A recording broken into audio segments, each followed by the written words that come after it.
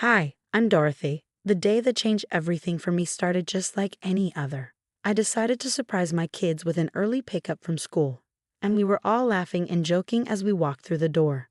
But the laughter stopped the moment we stepped into the living room. There she was, a woman I had never seen before, sitting comfortably as if she owned the place. Beside her was a little boy, maybe 4 years old. "Can I help you?" I asked, confused as my kids clung to me, sensing the tension. The woman stood up, smoothing her dress.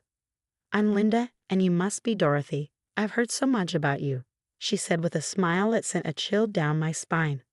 "Why would you be talking about me?" I asked, trying to keep my voice steady as my heart raced. While she replied, a smirk playing on her lips, "Because we have something in common. Your husband. My lover. And this," she gestured to the boy, "is our son." It felt like the floor had disappeared beneath me. "That's impossible. My husband would never." But even as I spoke, the pieces started to fit together. The late nights, the unexplained absences, the secrecy. I felt sick. Just then, my husband walked in. The look on his face said it all. He knew he'd been caught. "Dorothy, I can explain," he started, but I held up my hand to stop him. "Don't. Just don't. How could you do this to us, to our family?" He looked at the floor, unable to meet my eyes. "I never meant for you to find out this way." "Find out?" I laughed bitterly. "So you were just going to keep this a secret forever? What were you thinking?" "I don't know. He trailed off, unable to find the words. The kids were watching us, their eyes wide. I knew I had to be strong for them. I turned back to Linda. "You need to leave. Now." Linda scoffed.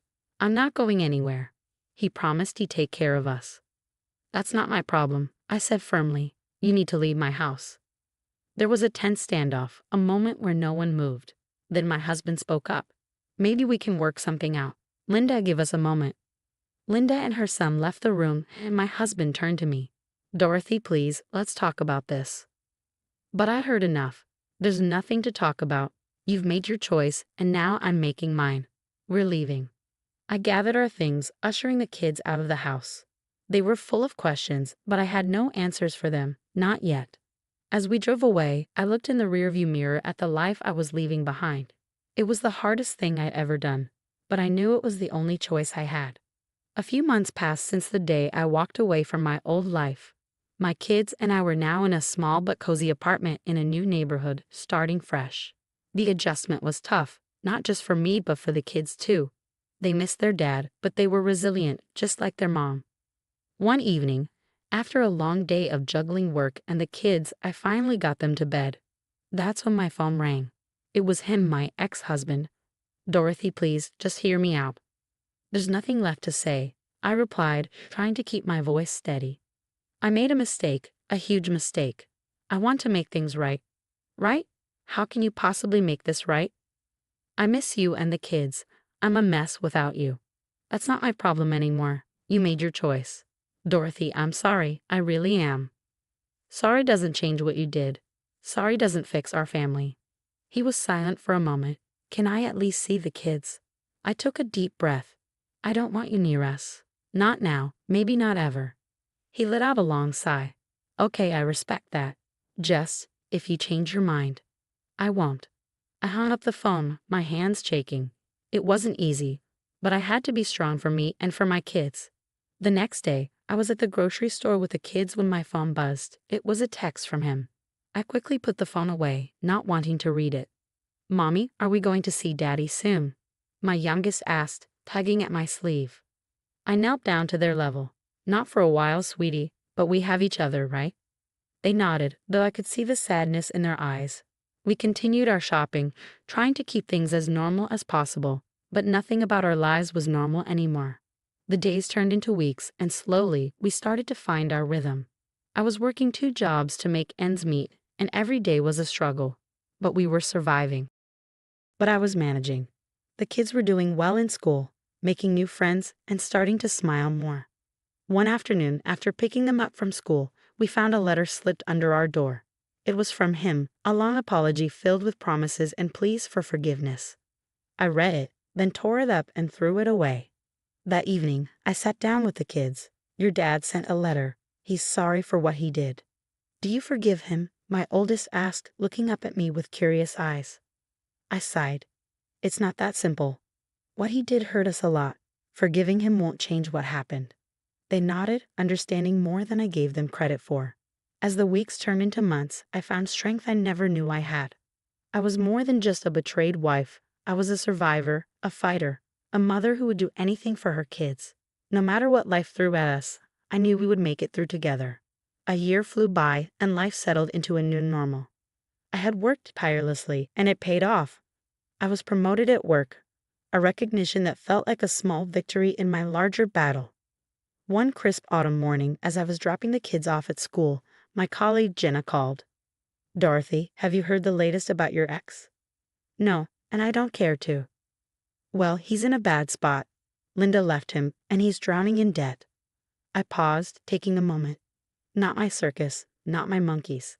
Still, it must feel like some kind of justice, right? I'm more focused on my own life, Jenna. We hung up, but her words lingered in my mind.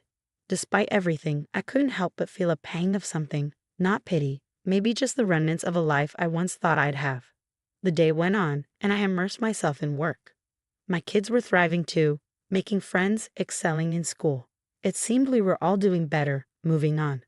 Then came the school's annual fall festival. The kids were excited, dressed in their costumes and buzzing with energy. We were enjoying a puppet show when I felt a tap on my shoulder. It was him, my ex-husband.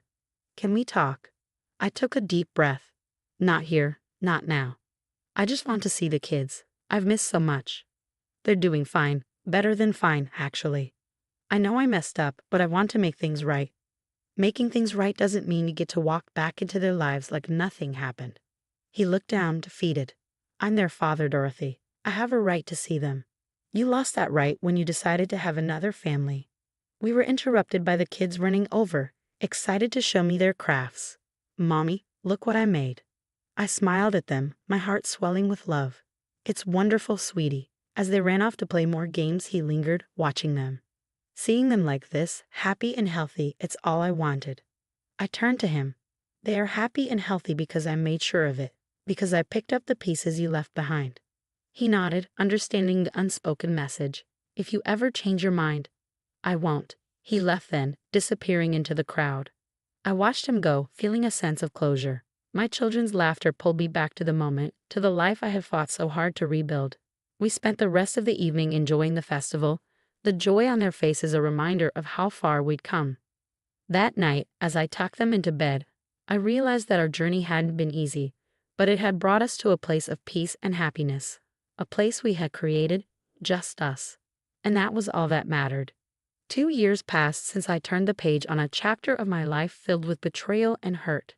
In its place, I had written a new story, one where my children and I were the main characters, living a life of stability, happiness, and growth.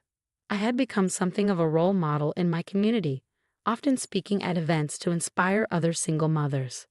It was at one such event, a sunny Saturday afternoon at a community gathering, where I was sharing my story with a group of women. We were all exchanging our struggles and triumphs. "Just remember, ladies, our strength is in our resilience. We can, and we will, overcome anything." The women nodded, some wiping away tears, others smiling in solidarity. It was a powerful moment, one that reminded me of how far I'd come. After the talk, as I was mingling with the attendees, I noticed him in the crowd, my ex-husband, looking older and wearier than I remembered. He approached me hesitantly. "Dorothy, can we talk?" I excused myself from the group and turned to face him. "You look good. You all look really good." "Thanks, we are good. I've been wanting to talk to you. I've changed, Dorothy, really changed. Change is good. It's necessary. I know I can't undo the past, but I want to be part of your and the kids' lives again." I took a moment, letting his words sink in. "It's too late for that. We've moved on, the kids and I. We're happy. I know I don't deserve a second chance, but I'm asking for one anyway. Your choices have consequences. We're living ours, and you need to live yours." He looked down, a mix of regret and acceptance in his eyes. "I'm sorry, Dorothy, truly sorry. Your apology is noted, but it doesn't change anything. Our lives are our own now, and they're good, really good." He nodded slowly, understanding the finality in my words. I hope you find peace, Dorothy. You and the kids deserve it. We already have. Goodbye. As he walked away, I felt a deep sense of closure, a final confirmation that I had made the right decision for me and my children. I turned back to the group of women, my heart full of gratitude for the life we had built. Later that evening, as I celebrated our journey with my children, I realized that this was our triumph, not just mine, but ours. We have faced adversity and come out stronger on the other side. We had found happiness and peace. Peace in our own little world, a world we had created together. Mom, are we going to do something fun tonight? My youngest asked, pulling me back to the present. Absolutely. How about a movie night with popcorn? Their cheers filled the room, and as we settled down to watch a movie, I looked at their faces, lit up with excitement and joy. This was my victory, our victory. A life rebuilt on our terms, full of love, strength, and endless possibilities. The story of Dorothy's journey has come to an end. Her resilience and determination led her to a new life of independence and happiness. But here's a thought-provoking question for you. Do you think Dorothy should have given her ex-husband a chance to be part of her and their children's lives again? Or was her decision to move on without him the right one? Share your thoughts in the comments below. And if you enjoyed this story, don't forget to like and subscribe.